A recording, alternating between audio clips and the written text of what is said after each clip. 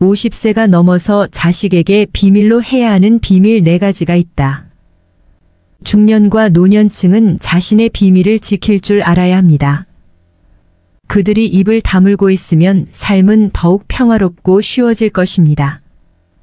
50세 이상의 대부분의 사람들은 안정적이고 번영하는 가족을 갖고 있습니다. 이때 그들의 자식들도 성장하여 자신의 가족을 시작했습니다. 중장년층도 자신의 말과 행동을 고려해야 할 때이기도 하다. 특히 노인들은 갈등을 피하기 위해 자신에 관한 모든 정보를 자식에게 공개해서는 안 됩니다. 다음은 모두가 지켜야 할 4가지 가장 큰 비밀입니다. 첫 번째, 저축. 누구나 노후에 자신을 돌보기 위해서는 어느 정도의 돈이 필요합니다. 약가, 병원비, 생활비 등 많은 비용을 지불하려면 돈이 필요합니다. 더 이상 일할 능력이 없게 되었을 때 이는 한 사람당 매우 중요한 금액입니다. 그러므로 현명한 사람은 자신이 저축한 돈을 자식을 포함해 누구에게도 공개하지 않을 것입니다. 이것이 예상치 못한 상황이 발생할 경우 퇴직금을 보존하는 방법이며 누구에게도 도움을 요청할 필요가 없습니다. 이 비밀을 유지함으로써 노인들은 많은 재정적 문제를 피하고 스스로 탈출구를 남겨둘 것입니다. 또한 각 사람은 노후에 필요한 돈이 얼마인지 명확하게 계획해야 합니다. 세심하게 계산할수록 은퇴 후 여유롭고 평화로운 삶을 누릴 수 있을 것입니다. 두 번째, 상속. 가족에게 음식과 재산이 있으면 많은 부모가 자식과 손자를 생각하는 경우가 많습니다. 그러나 이는 많은 사람 심지어 자식에게도 공유해서는 안 되는 정보입니다. 은행에 돈을 예금하고 자산과 자재를 다른 사람이 엿볼 수 없도록 잘 보관해야 합니다. 누가 재산을 상속받을 것인지 직접적으로 밝히기보다는 미리 유언장을 준비해야 합니다. 여기에는 여러분의 희망사항이 아주 세심하고 명확하게 기록되어 어린이들 사이의 혼란과 갈등을 피할 수 있습니다. 상속 문제를 숨기면 누가 효자이고 믿음직한 자식인지 알게 됩니다. 세 번째, 부부 갈등. 나이에 관계없이 결혼 생활에는 다양한 문제와 갈등이 있을 것입니다. 하지만 중요한 것은 각자가 자신이 가지고 있는 것을 감사하고 서로를 이해하여 상대방과 화해해야 한다는 것입니다. 심지어 노인들과 남편, 아내들 사이에도 갈등이 자주 발생합니다. 그러나 이 문제를 자식에게 말해서는 안 됩니다. 갈등이 어디에 있는지 고려하고 파트너와 협력하여 해결책을 찾으십시오. 부모가 앉아서 상황을 인정하고 자식에게 말하지 않는다면 문제는 여전히 해결하기 어려울 것입니다. 오히려 아이들은 부정적인 에너지를 받게 되고 부모에 대한 걱정도 더 커질 것입니다. 네 번째, 자식을 서로 비교하지 마십시오. 우리 중 누구도 다른 사람과 비교되기를 원하지 않으며 외부인을 기준으로 삼고 싶어 하지도 않습니다. 우리 각자는 서로 다른 성격과 능력을 가지고 있습니다. 그러므로 우리는 어떤 면에서는 남들보다 열등할 수도 있지만 다른 면에서는 더 나을 수도 있습니다. 그러므로 연로한 부모는 자식을 서로 평가하거나 비교해서는 안 됩니다. 노인들이 꼭 기억해야 할 비밀이다. 자식에게 말을 하거나 다른 사람과 비교하기보다는 자식과 더 나은 사람이 되도록 격려하고 동기를 부여하십시오.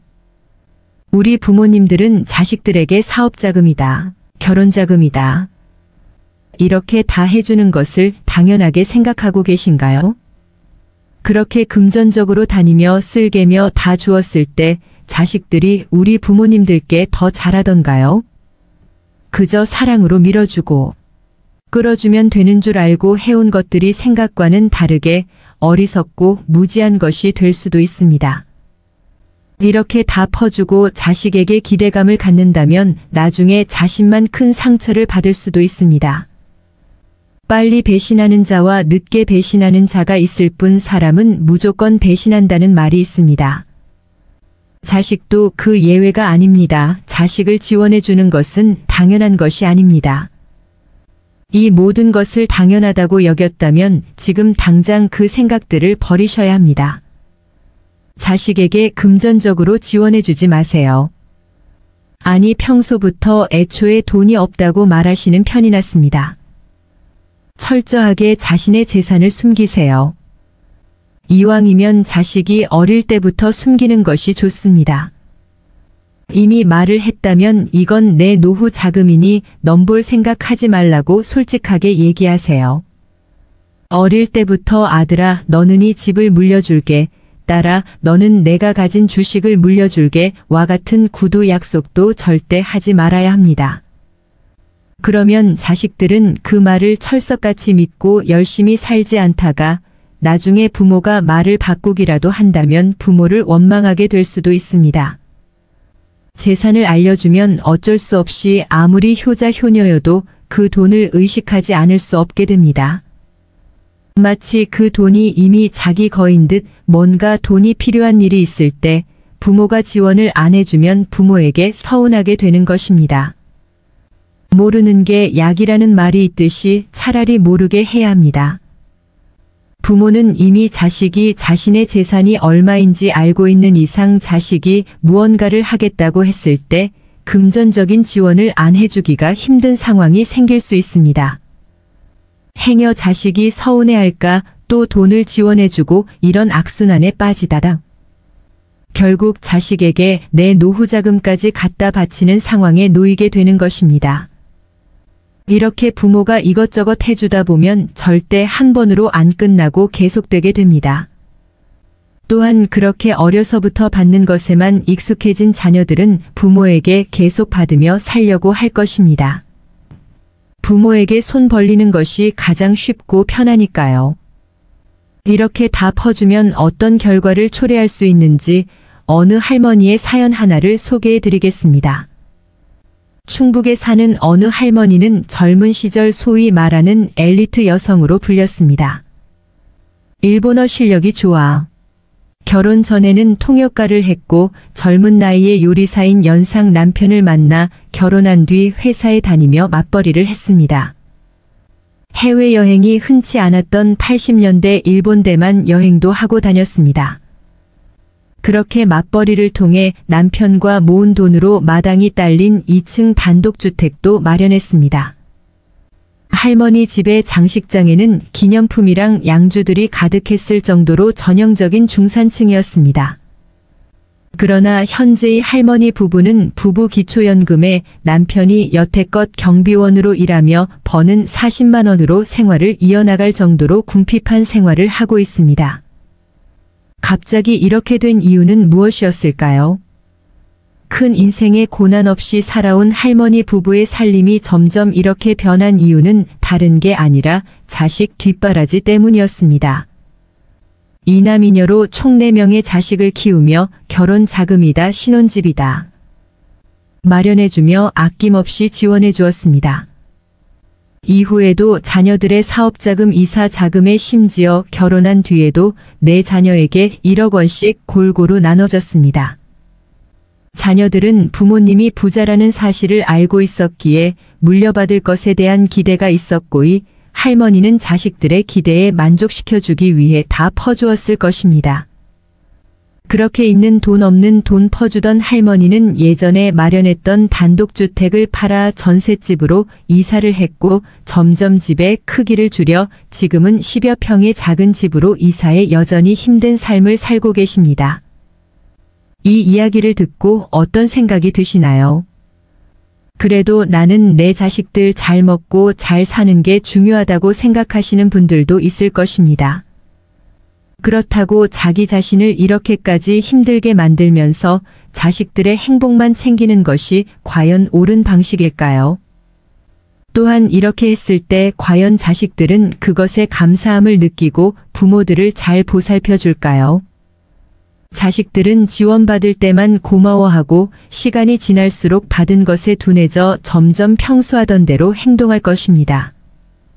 인간에게는 탄성이라는 성질이 있어 잠깐 성격이 바뀔 수는 있지만 이내 원래 자기의 성격으로 돌아가는 특성이 있습니다. 그 변화하는 것이 임계점을 넘지 못하는 한 대부분이 원래 성격으로 돌아가기 마련입니다. 그렇게 나는 이렇게까지 해줬는데 자식들은 왜 내가 해준 만큼 해주지 않지라고 생각하며 자식과의 관계가 파탄에 이르는 것입니다. 물론 이것을 자식 탓으로만 보기는 어렵습니다. 어려서부터 부모에게 자립심을 배우지 못하고 받는 것에만 익숙해진 것은 부모의 책임도 있습니다. 애초에 그렇게 받는 생활에만 익숙해져 있기 때문에 도저히 자기가 알아서 돈을 버는 방법을 모르게 되는 것입니다. 그렇게 부모는 자식들에게 무작정 지원해 주기보다는 자녀가 알아서 돈을 벌 수 있도록 자립심을 길러주는 것이 더 중요합니다. 자녀의 자립심을 길러주는 것과 관련한 실험이 하나 있습니다. 20년 동안 14,000명이 넘는 부자들을 조사한 토마스 스텔리 교수는 부모로부터 금전적으로 지원받은 자녀들일수록 모은 재산이 적고 반대로 거의 돈을 지원받지 않은 자녀들이 오히려 많은 재산을 모은다는 사실을 파악했습니다. 이유는 이렇습니다. 돈을 거저 받는 사람들은 돈이 귀한 줄 모르고 돈을 버는 것이 얼마나 힘들고 고된 일인지 모르고 쓰는 것에만 열중합니다. 또한 부모가 알아서 지원해 주니 자립심 또한 크게 떨어지게 됩니다. 이런 자녀들은 나이가 들어서도 부모에게 더 의존하게 됩니다. 토마스 스텔리 교수의 저서 백만장자 불변의 법칙이라는 책을 보면 성공한 사람들은 대개 자녀들을 강하게 키웠다는 사실을 알 수 있습니다. 이렇게 오히려 돈이 많은 부모일수록 자식에게 그 돈을 그냥 주는 것이 아니라 스스로 어떻게 하면 돈을 벌 수 있는지를 알려주었다는 공통점이 있었습니다. 여기서 알 수 있듯이 다 퍼주는 것은 오히려 독입니다. 자녀에게 자립심을 길러주지 않고 그저 돈으로만 다 해준다면 다음과 같은 일이 일어날 수 있습니다. 자식에게 이것저것 해주다 보면 절대 한 번으로 끝나지 않고 계속됩니다. 요즘 강남 아파트들 중에서 빚 없이 산 집이 없다고 합니다. 전세 구하러 다니다 보면 그렇다고 하네요. 그 이유가 예전에 무리한 대출로 집 산 사람들이 있어서이기도 하지만 돈 많은 할아버지 할머니들이 집을 두어째 사두시고 자식들에게 하나씩 물려주려다 생긴 일이라고 합니다. 하지만 이렇게 할 경우 세금이 문제가 되기에 작년쯤 하나, 두 개 정도는 증여를 많이 하셨다고 합니다. 그렇게 자식들 이름으로 넘겨주니 자식들이 다니던 회사를 관두고 다른 사업한다고 증여받은 집을 대상으로 담보대출 받았답니다. 이외에도 아버지 공무원 연금으로 빚잔치한 아들 이야기가 있습니다. 이 아들은 그 귀하디 귀한 아버지 연금을 빌리기 전에 자기가 나중에 돈 벌어 부모를 다 모시겠다고 말했답니다. 결과는 어땠을까요? 당연히 아들은 그 약속을 지키지 않았습니다. 사람 욕심이란 게 참으로 무섭습니다. 이런 경우 말고도 2억을 현금으로 주면서 결혼시킨 집도 있고 여러 가지 안 좋은 케이스들이 많습니다. 부모야 자식을 생각하는 마음에 그리고 자식이 좀 더 쉽고 편하게 살라는 마음으로 그러시겠지만 그런 좋은 마음이 오히려 자식에게는 독이 될 수도 있습니다. 그러다가 부모 자식 간에 싸움 나기도 한답니다. 하지만 이게 한편으로는 다 부모가 자식을 경제적으로 독립시키지 못해서 생긴 일이 아닌가 싶기도 해서 답답한 마음이 들기도 합니다. 부모님들 자식들 애틋한 마음 그만 접어두시고 힘들게 산다 하더라도 너무 주지는 마세요. 돈 벌기 어려운 거 알아야 부모 돈도 어려운 줄 안답니다. 저는 이것에 100% 공감합니다. 자립심을 길러주지 않고 돈만 주게 된다면 그 돈 소중한 줄 모르고 막 쓰고 다니다가 계속 부모에게 손 벌리는 경우가 부지기수입니다. 그렇다면 어떻게 자녀들에게 자립심을 길러줄 수 있을까요? 몇 가지 방법을 알려드리겠습니다. 첫째로 아무리 돈이 많다고 하더라도 자녀들에게 절제하는 법을 가르쳐 주어야 합니다. 여기서 주의할 점은 아이들에게 말로만 절제하라고 하고 정작 본인은 막 쓰고 다니면 안 된다는 것입니다. 아이들은 부모의 행동을 많이 모방하기 때문입니다. 말과 행동이 다르면 설득력이 떨어질 것입니다. 둘째로 아이들이 착한 행동을 했을 때 돈으로 보상하지 않는 것입니다. 그 아이들은 처음에는 그 행동을 좋아서 했음에도 그것을 했을 때 보상이 주어진다면 이후에 아이들은 이제 그 행동이 좋아서가 아니라 뒤에 받는 보상이 좋아서 그 행동을 하게 될 것입니다.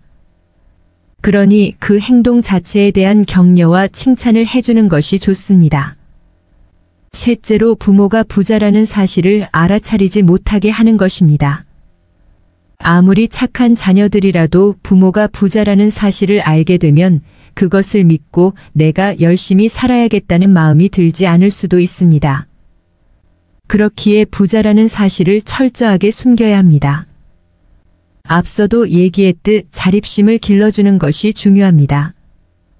넷째로 자녀가 성인이 되었다면 자녀의 문제에 참견하지 말아야 합니다.